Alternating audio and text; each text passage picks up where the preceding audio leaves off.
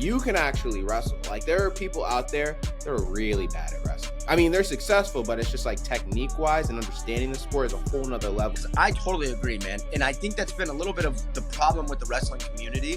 Yes, everything that you should be doing is the basics. I agree. You have to mix in other parts of it. And it's not funk. I don't really like that word. It's just wrestling. Yeah. Everybody puts these weird words on it, like it's funk, it's scrambling. No, it's not. It's wrestling. You just have to know how to wrestle when wrestling happens. And how do I wrestle that? What do I have to replicate in practice to get to that point? Welcome, ladies and gentlemen. It's your boy, Sean Williams, back with another episode of Sean Takes On, podcast where we talk to the leaders of today to empower the ones of tomorrow. Today, I'm joined with three-time All-American, Big 12 champ, 2021 debut in Bellator, 5-0, 2 submissions, 1 decision in weight class 135, trains at the MMA lab with UFC fighters and professional fighters known as Mario Batista, Sean O'Malley, fighting out of Phoenix, Arizona, 28 years old, and tune into his next fight, Meredith versus Johnson in PFL. Bryce Meredith, how are you doing today? I'm great, bro.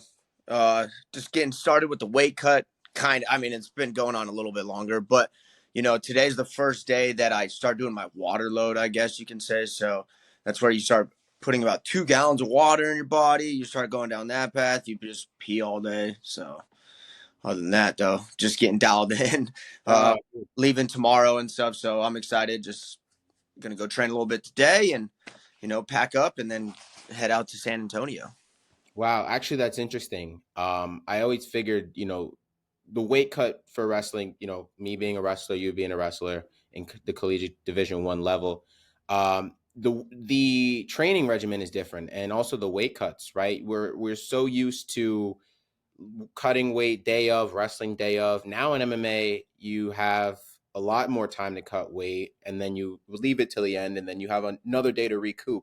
How has that adjustment been, and how is that going for you? Yeah, I think they both just have their advantages and disadvantages, I guess, because when it's with fighting, you're cutting a little bit more, right? So like I was at 141, 143 for like the freestyle stuff. So, and then I'm down at 35 for fighting. So it's another 6 to 8 pounds, whatever you want to say, 7 pounds. So that's a significant amount, you know what I mean? So getting down to 35 sucks and it hurts, but you are like doing all week. You're doing a 2-week cut, and it's pretty much based around just one cut. When I'm trying to make weight, I can just sit in a sauna and sweat until I die pretty much, because I do have 24 to 36 hours until I fight. So there's a long period of time there. So it's nice because you literally just go, all I'm thinking about is this weight cut. And then I'll spend the next 24 hours refueling and then start thinking about the fight. Where in wrestling, there was a lot of stress because you're about to go wrestle one of the best guys in the country, and you're sitting here and you're feeling weak as hell and you don't feel good. And then, so like, that's a mind game, right? You're like, I trained so hard to be wanting to feel good, but then I feel like crap 2 hours before I have to wrestle this guy. So I think there's more of a mental battle when I cut weight in wrestling, because it is so close to it. And then you're like, man, how much Gatorade do I drink? Because I know I got to wrestle in an hour. I don't want to be like all bubble gut and all this stuff. So, kind of different, but at the end of the day, it's pretty similar too. It just sucks. You know what I mean? There's no way around it. Even if you follow these diet plans and these water, the water load and all that stuff correctly, you're still losing 20 pounds. So it's, you know what I mean? There's no easy way to get that done. Right. No, and obviously it's working for you because, again, like I mentioned, you're 5-0 right now. You're debuting in MMA. You just started recently, transitioning a little bit. Tell us a little about who you are and your upbringing and how you got into combat sports and you knew that that was going to be the thing that would make you successful. Yeah. For me, I think kind of like the common theme for some people in this world, but I was a very rambunctious kid. I very much enjoyed just doing things, you know what I mean? I almost as like a joke, like I almost like things that, like in combustion, like fire, things that just explode in front of me, riding a dirt bike, riding a snowmobile, just things that are like fast paced, going. And wrestling is 100% that. It's a 6-minute explosion of combustion, really, of two people just getting after it. And when I was young and I did it I was like about 6 when I started. It was just like, it was instantly perfect for me. Other sports were fun, but there's teams, there's like more of a rule set where it's like, no, you go over there and he goes over there. No, now it's his turn to have the ball and then he'll pass it to you. Or you stand in the outfield. And for me, it just killed me. You know what I mean? Like when I was playing baseball as a kid, I'd cried like every day for like 3 weeks to let my parents let me quit. And I did every other sport. So they finally actually let me. But at first they were like trying to do no, you finish what you start. And I'm like, I do everything else. Let me out of this sport. I hate it because it was just so slow paced. So for me, I think that's what wrestling kind of like attracted me to it and stuff. And, I found a lot of success early too. So that made it easier for me. There's a lot of stories of people like, oh, I didn't win a match for a whole year. Those people are crazy to me. I'm like, what makes you wrestle if you didn't win a match for a whole year? Like wrestling's kind of hard and losing's pretty humiliating too in a weird way. I don't know what it is. I think there's this I think it's just innate in us. You know what I mean? It's like if we were battling back in times where it wasn't a game, if somebody beats you, that means they kind of killed you or they took your wife or they took your food or whatever it may be. And so there's just something in us that it like hurts differently. When I lost other sports, it hurts, but there's nothing like losing wrestling. And that's why if you go to a wrestling tournament, you see little kids crying, freaking out, parents freaking out and stuff, because there's just something that is happening to our brains that is just a little bit more primal than I think other sports. So for me, that just was, I really enjoyed that. And then as I continued on and stepped through the process, ultimately I just had like really good coaches and my parents around me that really, kind of helped guide me, because wrestling is a really easy sport to not want to do at times in your life. You start getting around other kids and they're like having fun. They're like, oh my God, we won the city championships for basketball and we went and did this. And there's like a party for all of them. And you're like, man, I was just kind of like cutting weight. We like traveled 4 hours. I got beat. I got second, third place at this gym. I was crying. It just kind of, there's a lot of things that make you not want to wrestle. And so when people go like, oh, like you got to want to do it, you got to do this, it's your motivation, it's this. I believe that to a point, but also you have to have people in your life that do push you and hold you accountable to things. If you don't have that, you're not going to get through hard stuff. Like you need people to push you through things. There's some people that don't, and those guys are freaks. And I think something's like they just have something different going on in their brains. But most people, and even them, I think a lot of times they end up not going as far as successful and stuff, because then they start just believing that it's all up to them. And then they don't do a good job at reaching out to others and stuff like that. So for me, I just really enjoyed the process of just getting kind of broken down, getting beaten down, but then getting to like succeed and be like primal and have this combustion of action and like get in a fight pretty much with people. And it's just like this scary, it's just scarier too. So that's like why I really enjoyed this sport. And then now I know I'm kind of jumping a little bit, but now like fighting, it's that plus, you know what I mean? It's just wrestling. It's pretty much the same thing to me. It doesn't feel that much different, but there's a little bit more combustion. There's a little bit more danger. You're a little bit closer to fire because there are serious consequences. You know what I mean? Like getting kicked, getting punched, getting knocked out, hurting somebody else too. A lot of people don't even think about that. Like when you're mad, yes, hurting somebody's easy, but you're not always mad in the process of fighting people. It's a sport, it's a game.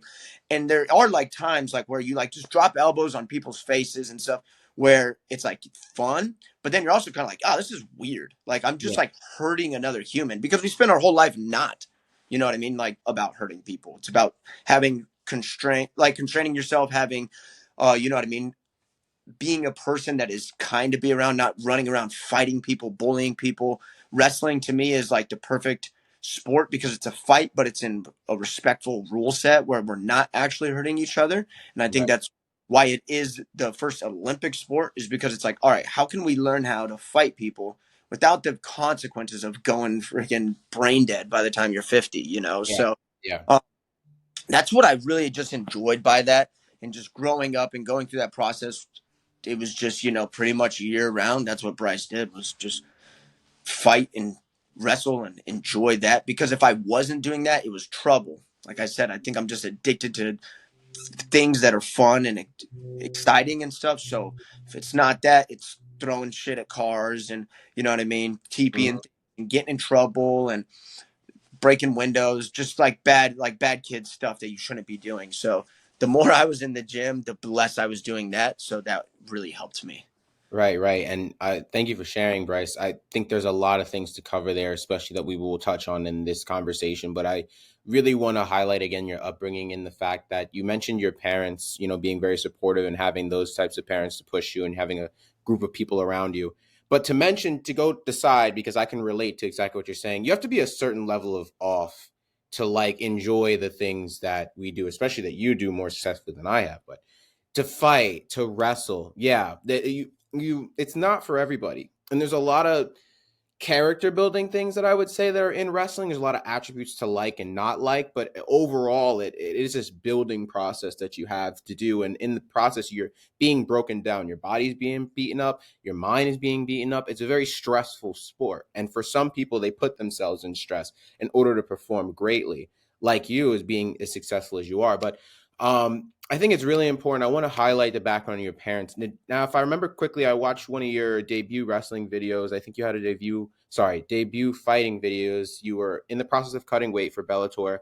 And I think there was a video of your mother and some of your coaches and teammates that were putting towels over you to make weight. And she had mentioned something along the lines of she has 5 kids to take care of. And one of them was your dad, because I think he used to fight back in the day, if I remember correctly. No, he just wrestled. It was probably a joke.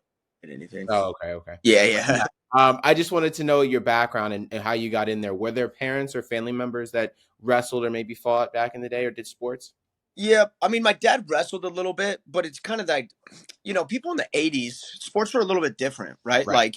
Like sports were so much different than what they are now. Like most kids, unless you came from like a really privileged family, Hmm. you probably did sports in high school when high school offered them to you, and that was a couple months, and then after that, you know what I mean. You're out doing other things. You're either working or you're doing other things like that. So for me, and I think that's where these it's so cool that we grew up in this time, and then I had parents that really saw the vision way more than I did. Right, when you're a kid, you don't really Mm. see, like, hey, we're going to this wrestling tournament this weekend. I'm like, I don't want to go to this wrestling tournament. And they're like, no, this is what we're gonna do. This is what is good for you to do. You know what I mean? Like, it wasn't like I was picking all the wrestling tournaments. They could they were picturing the dream for me as well. I think they saw that I could be successful and that I could go somewhere. And that meant a lot to me because, like I said, in their era, that's not what people really got to do very often. It was like, you figure it out. And if you had like maybe like a good coach or whatever, they would be like, okay, we're going to Right. try to go to college now. But most kids just kind of did sports. Their parents worked. Their dad's probably out on the road working hard labor or Right. something. It's a different time. And that's what happened with my dad. So, he wrestled in high school, but it just was a different time. He had to work and do everything else. So for them to like see that and then pour all that money and time into me, as I've gotten more to be an adult and stuff, I'm like, whoa, man. Like the fact that they get done with work at 5 and then drive to practice and then stay at practice and give me time even while I'm at practice and then drive me home and then wake up the next day at 5 a.m. and go to work again. It kind of like baffles me that it really is sad that when we're a kid, we can't see it and we can't be grateful for it at the time. And I think Mm. that's just life. You know what I mean? Like you don't realize that your parents are cool. You don't realize that they're actually doing something nice for you or whatever until later in life. And it is what it is. That's the roller coaster of ride that we are. But I wish we could see it a little bit more as a kid. Because when you're a kid, you're mad at what they're doing. You don't feel like they're actually supporting you. You feel like they're forcing you to do something and not always, of course, but Yeah. there's a friction between kid and parent. And then I hit like 19 and I was like, oh, what the heck was I doing, man? Like Yeah. all they've done for the last 20 years is poured into me. That's it. Mhm. They don't pour it into themselves and they don't really, you know what I mean? They just are being parents and they're working hard for me and for my sisters and everybody else. So that's been like, just as time goes on and you get the gratitude from that and you realize where this upbringing comes from and everything else, I always, always, always say to anybody that says they're self-made, be very careful with those people because it's just a crazy statement to me. There are so many people that are putting into you, even if it's not your parents. I understand a lot of people have hard family lives. It's never that, but it's a coach or it's a this or it's a friend. You know what I mean? There's always people pouring into you. So for me, I just was really, really fortunate. In that video that you were talking about, it was like a fun video. It was my parents, it was Bo Nickel's parents, and it was Mhm. me laying all there. And so, you know what I mean? Now I'm 27 years old and we're still doing the same shit we were doing when we were 7 years old. You know what I Yep. mean? They're out going and getting drinks and eating good food. I'm at the hotel cutting weight. They come back, they spend some time with me while I cut weight. Like that's what it's always been. And for me, I'm just really, really fortunate that it's still going, like for a long time, I thought, oh, I don't know, after college, it might be done. But after college, I'll wrestle for a couple years and then it might be done. What, like, you just like never really know. Like, you're always just kind of thinking, oh, we got a couple more years, especially because people used to not wrestle and compete as long as they do now. So, Yeah. like, as a kid, I thought, like, oh, 25, 26. If I can make it to 28, that would be really cool. Now I'm like 28 and I'm like, I got like 8 more years of this stuff. Like, I'd not even, the end is not even in sight. So, that's just pretty cool and fortunate. You know what I mean? God willing, I stay healthy because obviously the older you get, time time has its way of doing its thing. But yeah, Right. I'm kind of rambling on, but No, you're good. too lost into like, well, I went to high school here and then I went to, you know what I mean? So I'm trying to bounce around for you and just No, talk I about that. I appreciate it too because it gives you more of a, not saying you don't have a personality, but it lets the viewers know a little bit more of like what's going on in the real time and everything that you're kind of doing instead of going all the way back and making it less productive. No, I really appreciate that. And it Yeah. actually segues into my next question nicely. You have put longevity not only into wrestling, but now will be MMA, and you have a very good support system around you. And we can understand that that is really important for your success, not only the longevity that you have, as evident here. But I want to get more into like your style and your pace and your fighting and that transition from MMA, or sorry, from wrestling to MMA. I watched a lot of your film even before, I'm a student of sport. I love wrestling, as I told you prior to the thing. I've been doing it for 17 years now. And, I love watching the guys. I like watching your competition, you and everybody who's been an All-American, and especially at the NCAAs during around that time. I follow all that type of stuff. I watched a lot of your videos and I noticed a lot, and this is one of my favorite questions that I wanted to ask you, but you have a very unrelenting pace when it comes to your wrestling and now transitioning into MMA. I love that style. You make guys uncomfortable. You're always in their face. You're always shooting off. You're setting the pace, and it makes a lot of people who are uncomfortable with that pace hard to keep up with you. How did you know that that was going to work in MMA, and how are you going to prepare as your competition gets tougher? And guys are going to be more familiar with positions you're going to put them in. How are you going to be able to adjust to that, or what is the game plan, the game style that you have coming into fights? Yeah. I mean, I think there's two parts to that. Like, one, wrestling and fighting it's kind of like it's you expressing who you are. Like, I Mm, truly do believe that to a point. Like, it is mixed martial arts. Like, there is art at the end of that thing, and it's kind of a corny thing, but it really is. Like, it's an art, and I joke that the mat or the thing is my canvas. So I'm going to show you who I am. This is me expressing myself and how I want to be and how I am as a person. And for me, that's kind of like what I am. Like I said, I just like want combustion. I want things to happen. It's more fun that way for me. I feel like I'm super athletic if things are in motion. If I'm stopped, I feel like I'm very slow. Like I actually have a slow reaction time if things are going slow. Like if I'm right. just standing around, I'm like, oh shoot, somebody shot. Oh shoot, somebody threw a punch. I do way worse that when I'm controlling the pace, when I'm going. But there's learning curves with that too. You know what I mean? Sometimes you start doing too much and then you forget about your defense and you get caught with something, right? I did that in my first fight very bad. Forgot that this guy could even punch me in the face because I was just like, hell yeah, I'm gonna go out here and I'm gonna beat this dude's ass.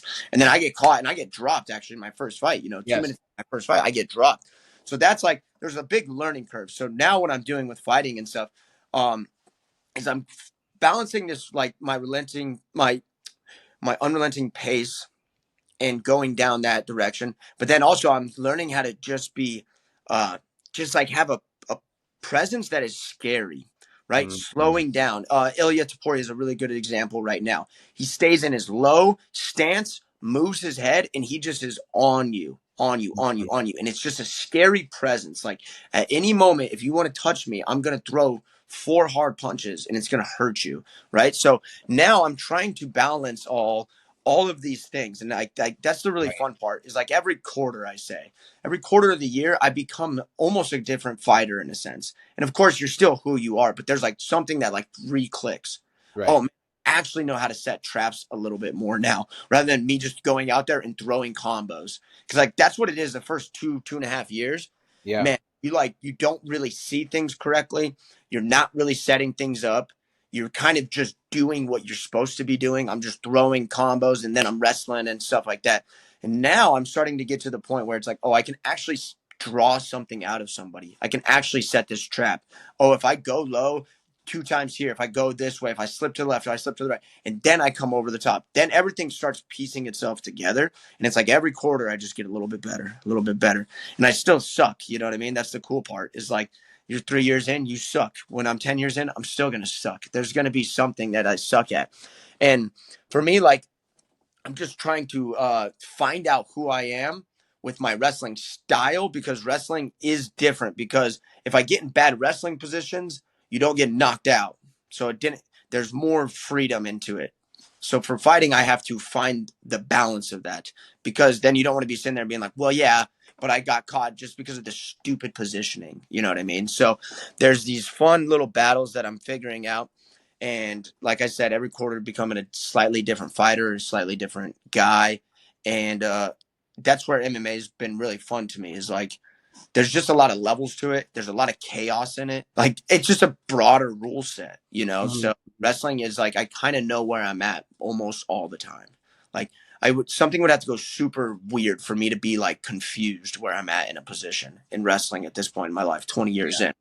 MMA, I could in jujitsu and striking and angles, I could be confused in about 5 seconds, you know. And over these last 3 years, I've gotten much better about not being confused. But those first 2 years, I'll tell everybody, like, if you just want to start training fighting, to just train fighting, it's going to be fun those first 2 years. But if you're transitioning to try to become one of the best, trying to get to the place where you are top in the world championships, where like that's your goal, those first 2 years are really hard, very, very like anxiety driven and stuff because you are so behind. You are, yes, can you maybe go out there, take somebody down and hold them and do that and maybe win a fight that against a good guy, like by surviving winning a fight? Yes. But are you beating these like good guys? No, you're not even close yet. You know what I mean? So it Right. takes time, and a lot of people don't realize how much time it really takes. So those first couple of years are just, yeah, you got to pay attention and you got to stay at it. I think that's why a lot of people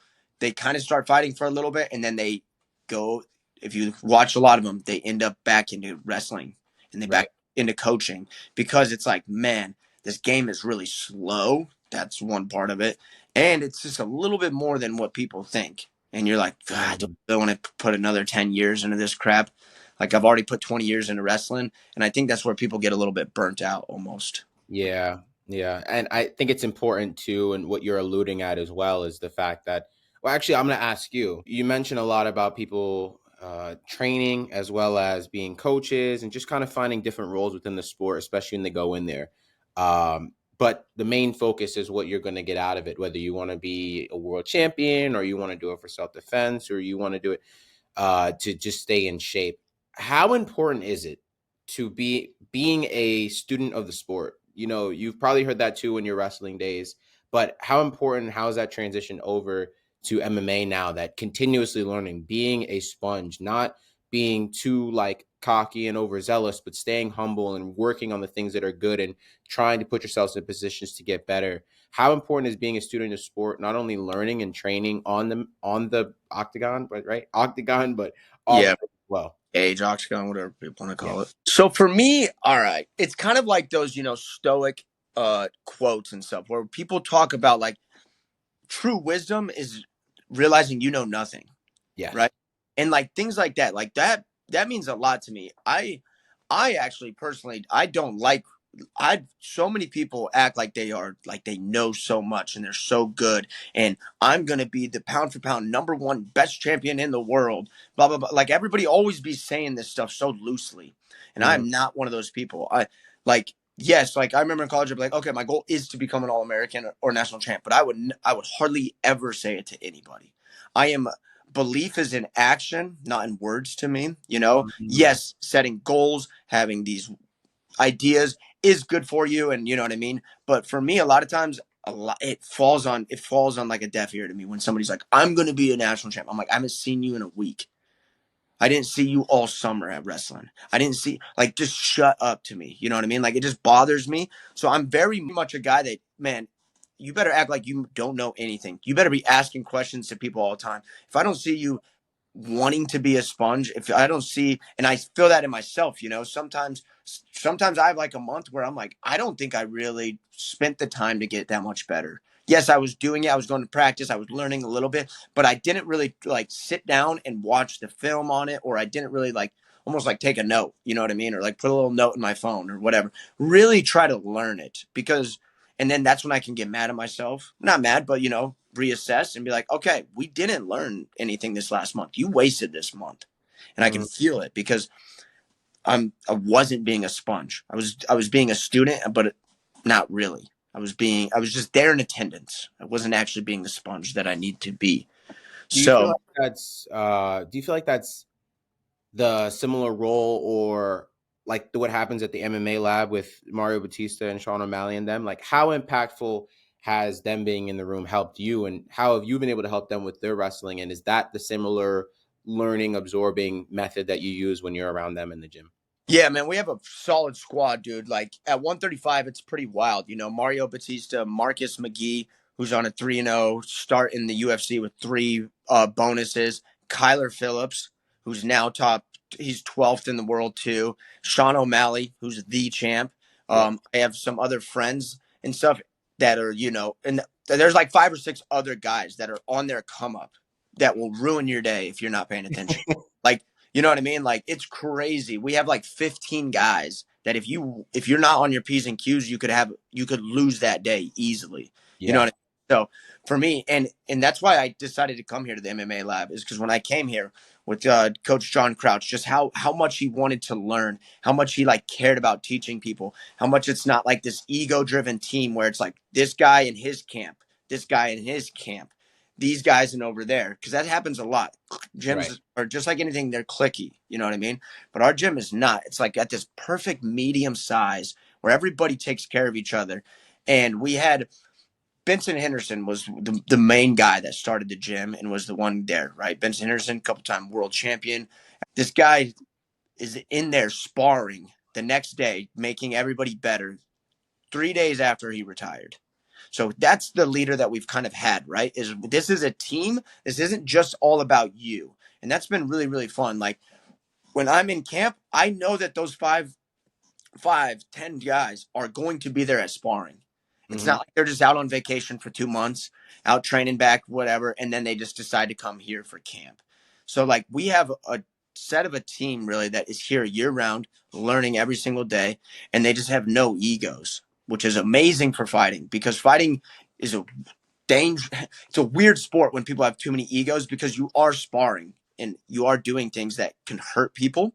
So if you Right. have the wrong partners, it can get really dangerous pretty quickly, and then it just becomes bad. You know what I mean? So having these guys around me who are so much better than me at so many facets of the game, it's just amazing. I get to learn from them so much, and then from them they get to learn some from me from wrestling, and then the mixture of all of them, then we're doing that together. That's what's really fun. Is like everybody goes like, "Oh, do you just teach them a bunch of wrestling?" I'm like, "No, it's just like they don't teach me just a bunch of striking or jujitsu. We Right. take all of it, put it together, and all three of those styles, we figure out how do we use all three of these at once to become the best MMA fighter." And I Mhm. think that happens a lot more. Like, and that's been really, really fun to me, dude. Like twice a day, I'm just learning something new from the best guys in the world, and it's just a blessing, really. Like, because learning's fun.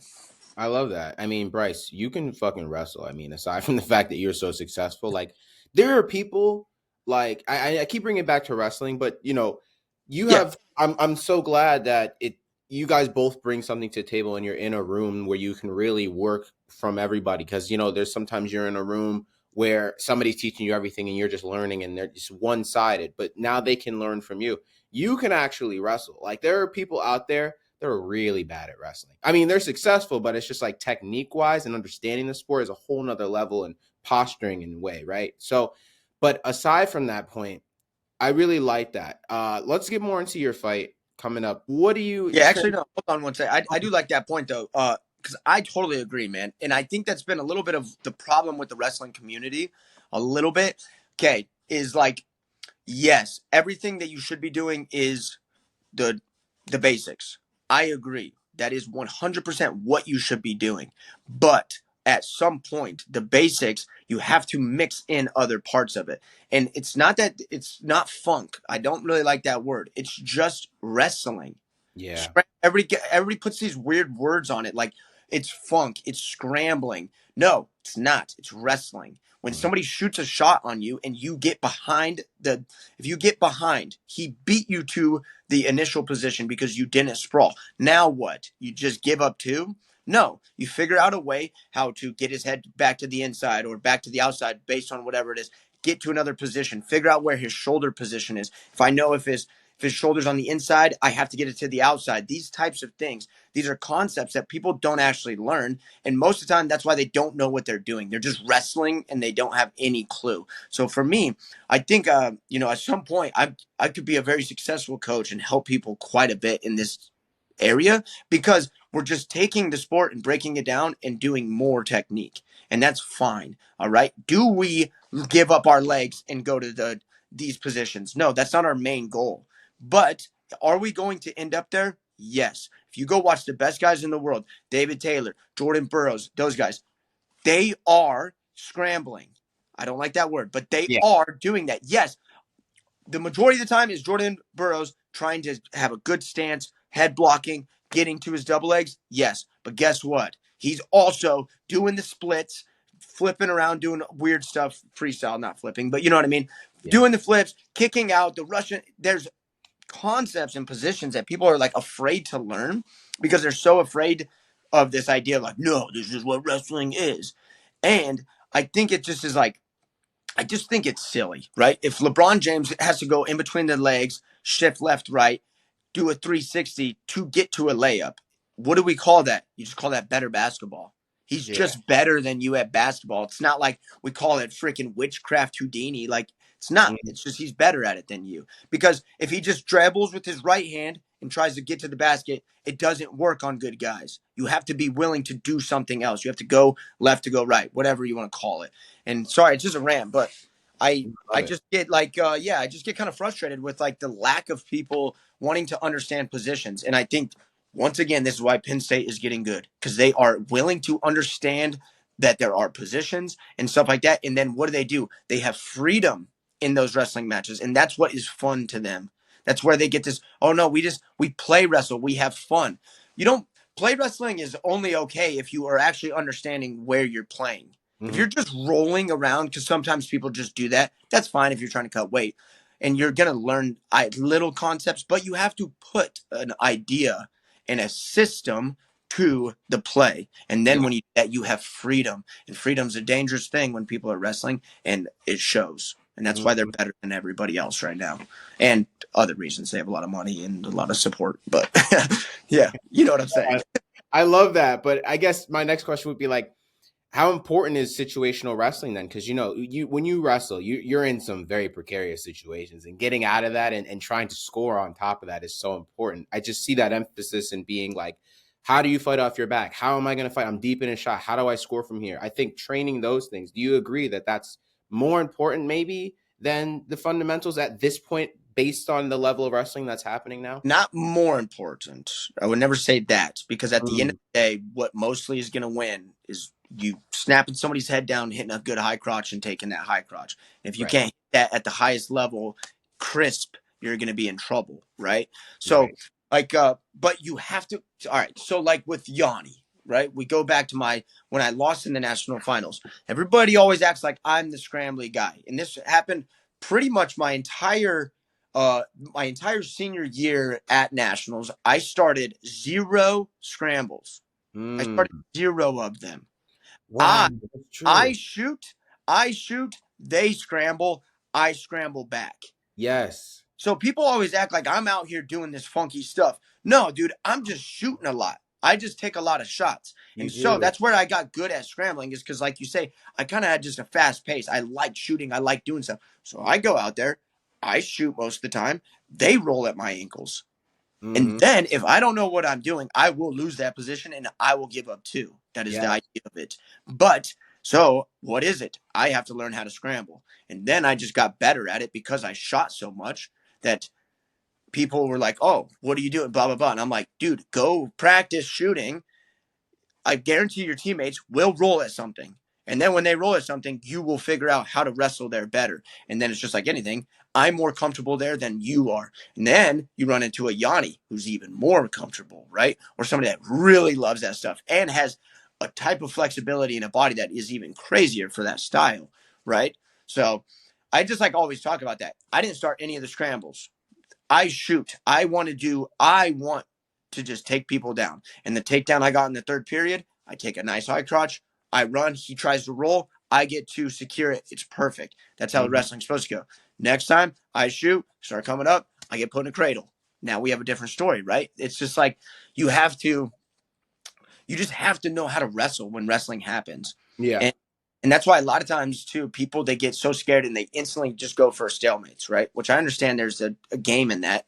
But a lot of times I'm like, man, you could win that position if you just knew 5% more right there. But instead, you don't know that, or you might know it, but you don't practice it enough. And Yeah. that's but now you're afraid to do it. So you just go, I'll just get the stalemate instead.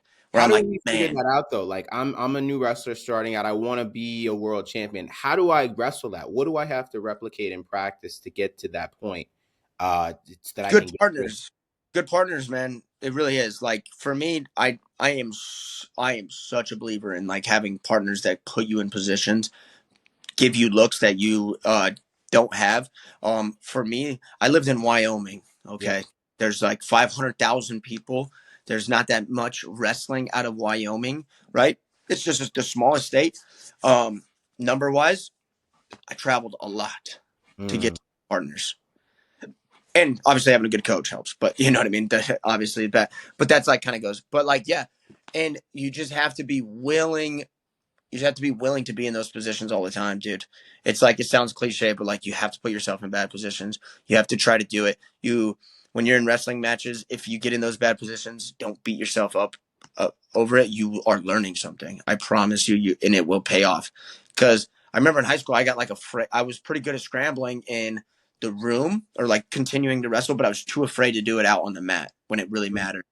I'd be like, and then I'd be 2 steps behind because I just like wasn't practicing enough. I wasn't trusting myself enough. So it's just like anything, time and reps fix a lot of problems in this world, man. Like Mm. you think you're going to be like Rocky Balboa and just train hard for 2 weeks because that's what you see on movies, and then you're going to win a world title. No, it takes 20 years of doing a lot of reps. Mm. It's resonating with me because I feel as though sometimes like you go out there and you're wrestling and you can see it. I think, you could see it too when people are wrestling and they give up a takedown or something is because they don't know how to get out of those positions. And that's really all that it is. You're fighting, you're wrestling to wait for somebody to fuck up. Like, I feel like that's basically what it Yeah. is.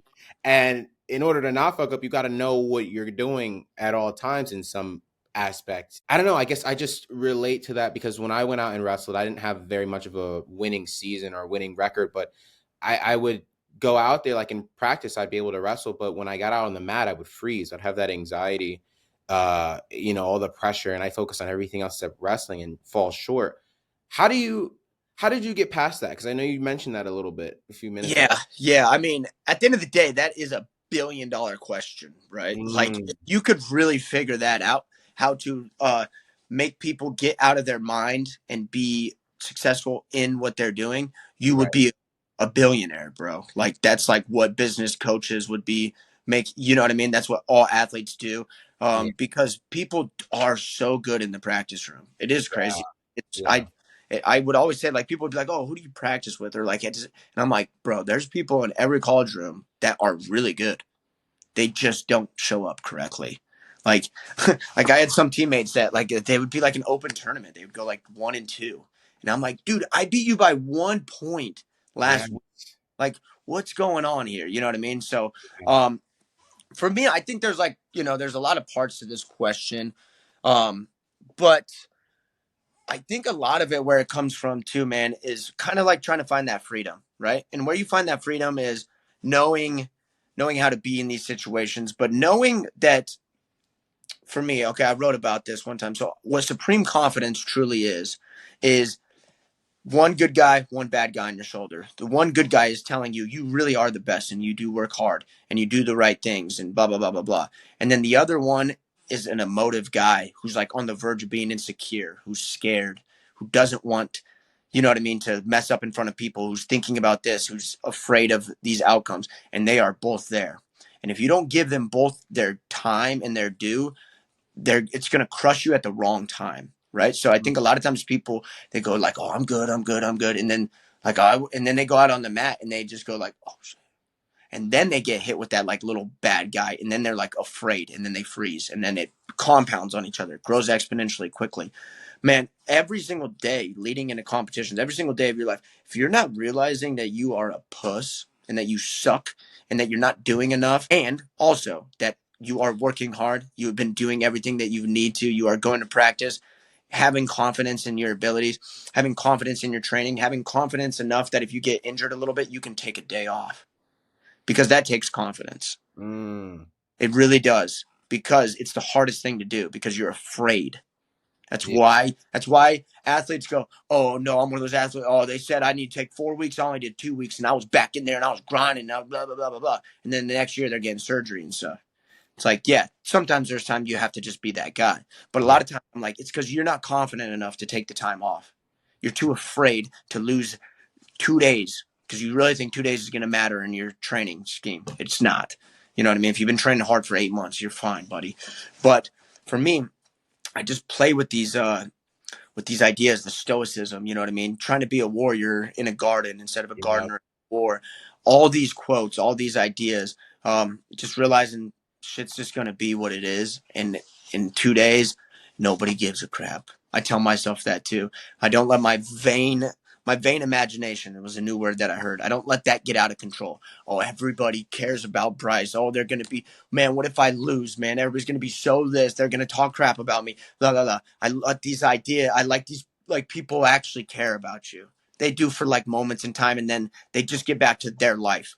Life's hard, man. Like, we're stuck in our own brain. We have our own shit we got to deal with. We have our own jobs. So most of the time, people aren't really thinking about you. Yeah, they might put a comment up or they might say something to their friend, but I guarantee you in about 5 minutes, they stop thinking about you.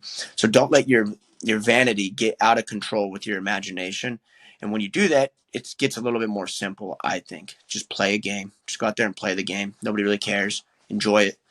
And that's why, yeah, this one's hard. I can tell. Yeah. I could ramble on for a long time about No, I it. love it. I love it too I'm because doing that because my anxiety is in that as well. It's not like I figured it out. I'm right. trying to figure it out. Yeah, no, you're working through it. I think it's the biggest message here is something that you have to keep reassuring yourself, staying in reality, realizing what's actually is happening, and keep working towards that, and realize you're doing something that What do you matters. think the biggest problem was when you were stepping on the mat? What was your biggest fear? My and thank you for asking me. My biggest fear was that I didn't, and I'm gonna be straight up. My biggest fear is that I felt like I didn't belong there, right? So I mean, a little bit about me. I came from a high school, like I came from Danbury High School. So Kevin Jack, Jacob Camacho, Ryan Yeah. Jack, those were all my teammates, and I would go and I'd wrestle with them. I didn't take it as seriously as them. I had an opportunity to go wrestle D-1 at Sacred Heart because I applied there for business, and then I was like, let me walk on because I don't want to wrestle. And from there, prior, I won like conference and took second at second conference and got eliminated at states. That next year, I wrestled at Sacred Heart. I was a true freshman, made it to EIWAs, the craziest run. And the whole time that year, I was like, yo, what the fuck is going on? Like, I Yep. can't believe I did it. And I think the point is that I'm trying to make, it's like, that whole process was me catching up and trying to realize, like, bro, I'm here with like you guys, with like Yanni, with like all these 4-timers, did Spencer Lee. Like, I have the opportunity to be in that position. Unfortunately, I didn't take advantage of it because I got in my own way. Because when I stepped on the mat, I'm sitting there thinking, I don't I don't feel like I belonged here. And when I got to my graduate year, and I was wrestling, I wrestled Bo Bartlett and we had like a close match. But then I also wrestled, what's his name? I forgot. He was from Drexel. The time my teammate Nick Palumbo went to the NCAA qualifier, I had a close match with that guy too.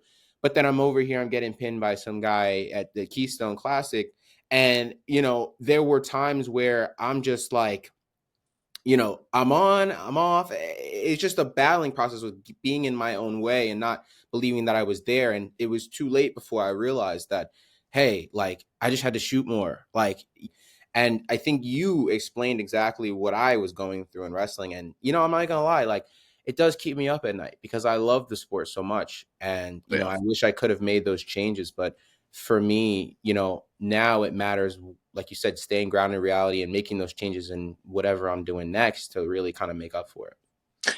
Dude, yeah, I think that's a really good point. What you were talking about, like feeling like you belong there is really huge. So you brought up Kevin Jack, so that's actually cool, right? So when Kevin Jack did his run his freshman year and he made it to the semifinals and then got 5th place, I think that was like a really big moment for me because it switched my brain where I'm like, wait, what?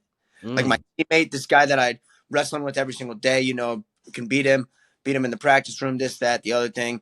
We can go back and forth here and there too, but in my head, I was beating him more than he was me. And then he goes out as a true freshman and gets 5th place in nationals, made it to the semifinals at the NCAA's. And it changed my life, really. I was like, whoa, I'm actually there. I can be there. I can be good. I can do this. Like, if he can do that, then why the heck can I not? And that changed my perspective because I was kind of like that in college too. Like, yeah, I was doing good, but it was like, yeah, these top 15, 20 guys, that guy, he's pretty good. Can I really beat him? I don't know, maybe. It was always just kind of like, I don't know, maybe. But then it was kind of got to this point where I'm like, no, probably. Like, why not? Like, it really should happen that way. And then until you do it, it's still just a pipe dream. So you still got to go out there and prove it. But I think, we really do that so much. Like, and that's why, once again, getting around good partners is good because you see they're successful. I can take them down or I Yeah. can have a close match with them or whatever. And sometimes it makes it worse because you go, holy shit, I just got my ass beat so bad that I Yeah. can't imagine getting to that level. But if you stay on that course, you get to the point where you're like, that's the number one guy. I can be there. Same thing with business, right? Like, that's what they talk about. Like, you get around people that make a lot of money, you think they're going to be these like different genius people. And you just get around it, you're like, they're not that much different, man. Like, I'm not that far removed from that guy. Is he putting in the work differently? And yeah, I'm not taking it away from him, obviously, but I'm like, they're not that much smarter than you think. They're not Superman, man. Like, we're all Yeah. a couple decisions. We're all a lot of decisions for a period of time that can change your life. And it feels like it's a marathon away, but that's just because you're looking at the end of it for everybody else. But it's like, if you look in the day right now, it's like 10 steps today. You'll be at that marathon soon enough.